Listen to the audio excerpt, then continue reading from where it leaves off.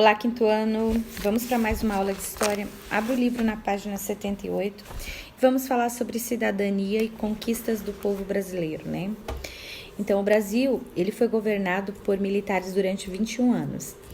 De 1964 até 1985, então durou aí 21 anos. Naqueles anos, os presidentes do Brasil foram os generais Castelo Branco, Costa e Silva, Emílio Médici, Ernesto Geisel, João Batista Figueiredo. Esses eram militares, tá? Mas presidentes também.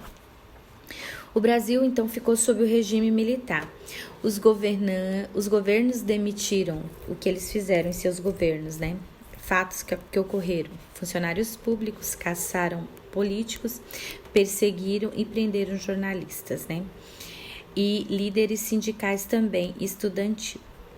Mas durante 21 anos em que estiveram no poder, os militares se impuseram apenas pela força, né? Então, tudo na força, né? Nada na conquista, na verdade, tá?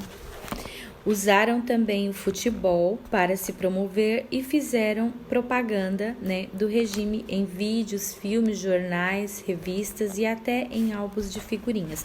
Então, a gente vê aqui na ilustração, né, o Pelé, né, que a gente conhece, e é também intitulado o melhor jogador do mundo de futebol. Isso aqui na conquista do tricampeonato brasileiro na Copa do Mundo em 1970, em Brasília. E do lado tem o presidente, né?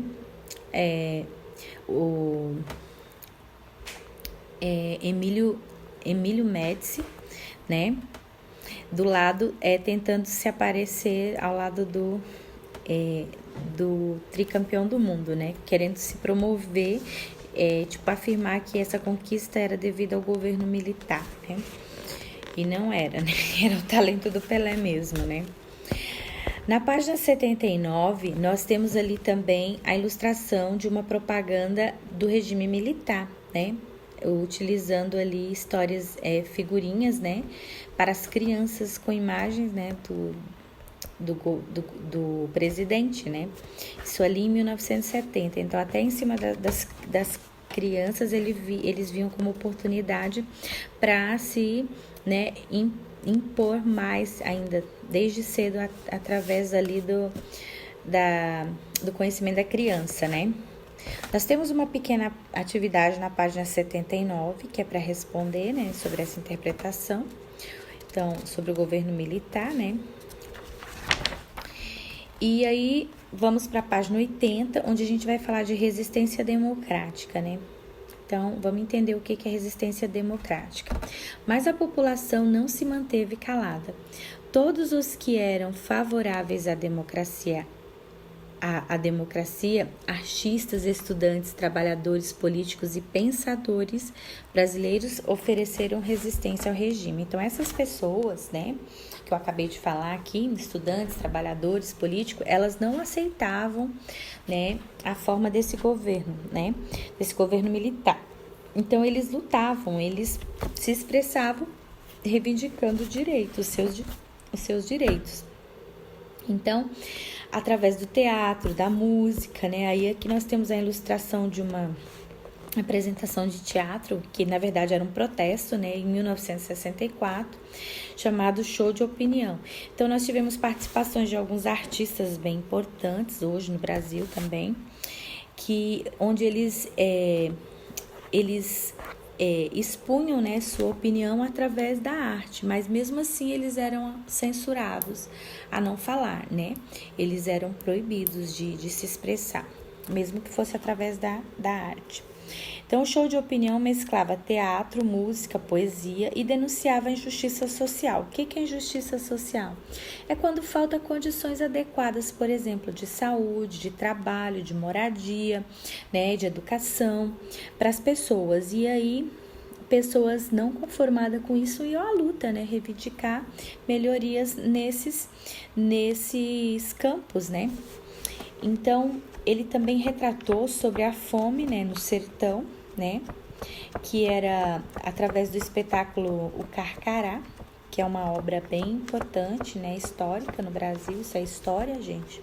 Vocês podem estar pesquisando depois sobre essa obra na internet, que foi uma canção de João do Vale, né, sobre a fome do sertão. E também da cantora baiana Maria Bethânia, que foi convidada para interpretar a canção e assim logo ela cativou o público, né, através dessa apresentação. Essa canção, ela é um protesto, né, sobre a fome que era muito grande no Nordeste, né, e que as pessoas não sabiam, e muitas pessoas não sabiam, e eles vinham expor isso através da música, né. Então, essa resistência democrática foi justamente isso, foi essa opinião contra a esse regime imposto pelo governo militar, tá? E também não foi só a opinião, mas sim a luta, né, deles contra o regime militar, né? Contra as coisas que o regime militar fazia. A resistência estudantil também, que foi um marco assim, histórico no Brasil, que foi um movimento que trouxe muita tortura para esses estudantes, alguns até morreram, desapareceram, outros se exilaram em outros países, né, fugiram para não morrer ou para não sofrer torturas, né. Tiveram que fugir do Brasil, do seu país de origem.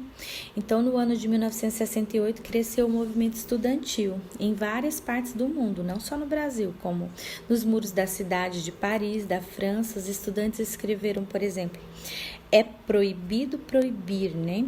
É uma manifestação, né, de liberdade, essa frase, né? Então, você está sendo intoxicado através da rádio, televisão, jornal, mentiras, porque o governo ele só publicava o que era, né, favorável para eles, o que fosse favorável para eles. Eles não expunham o que realmente acontecia, né? Então, em outras palavras, de ordem como essas, no Brasil os estudantes também protestavam, organizavam passeatas, saíam às ruas, né, das cidades brasileiras e pediam liberdades, né, democráticas e o fim do regime militar, porque eles não tinham liberdade democrática, né. Então, e a resistência democrática foi o governo militar contra a existência, né, dessa democracia que hoje existe, né, graças a esses estudantes que lutaram, outros até morreram, foram torturados para que ela existisse, né, e hoje a gente pode, né, desfrutar um pouco dessa democracia, né. Então essa ilustração é um conflito entre os estudantes e policiais em 1968, tá? Nós temos mais uma atividadezinha abaixo, na página 81, para vocês fazerem, e aí nós vamos fazer a correção na próxima aula, ok? Tenham todos um ótimo fim de semana. Abraços!